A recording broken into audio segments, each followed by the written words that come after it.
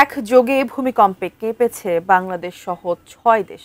ভূমিকম্পের উৎপত্তিস্থল ছিল সিলেট থেকে ১৩১ কিলোমিটার দূরে ভুটানের কাছাকাছি অঞ্চলে আসামের উদালগুড়ি এলাকায়। এই ভূমিকম্পের গভীরতা ছিল মাত্র ১০ কিলোমিটার। এতে ভূমিকম্পটি অত্যন্ত তীব্র, আরও বিপজ্জনক হয়ে উঠতে পারত বলে জানিয়েছেন গবেষকরা। আরও বিস্তারিত জানাচ্ছেন শেখ ফরিদ।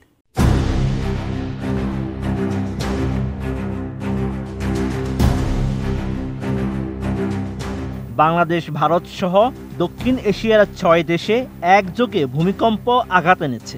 ১৪ সেপ্টেম্বর বিকেল ৫টা ১১ মিনিটের দিকে ৫.৯ মাত্রার এই কম্পন অনুভূত হয়। এমন তথ্য নিশ্চিত করেছে মার্কিন ভূতাত্ত্বিক জরিপ সংস্থা USGS। মার্কিন সংস্থাটি জানায়, ১৪ সেপ্টেম্বর রবিবার মাঝারি মাত্রার ভূমিকম্পে কেঁপে উঠেছে দক্ষিণ এশিয়ার ৬ দেশ।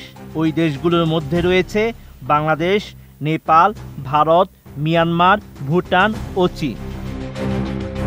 আমি বুঝি নির্মাণের শিল্প, সালাম স্টিল বোঝে ডিউরেবিলিটি। সালাম স্টিল, মোস্ট ডিউরেবল স্টিল।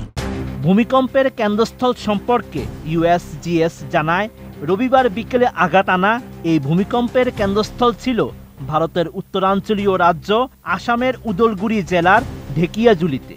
ভূপৃষ্ঠ থেকে ১০ কিলোমিটার ভূগর্ভে উৎপত্তি হওয়া এই ভূমিকম্পে বাংলাদেশ সহ ৬ দেশ কেঁপে উঠেছে। এছাড়া ভূমিকম্পটির উৎপত্তি বেশ গভীরে না হওয়ায় ভূমিকম্পের কেন্দ্রস্থলে তীব্র কম্পন অনুভূত হয়েছে। এদিকে জার্মানির ভূতাত্ত্বিক গবেষণা সংস্থা German research centre for geoscience জানায়, ১৪ সেপ্টেম্বর উত্তর পূর্ব ভারতে ৫.৭১ মাত্রার ভূমিকম্প আঘাত এনেছে।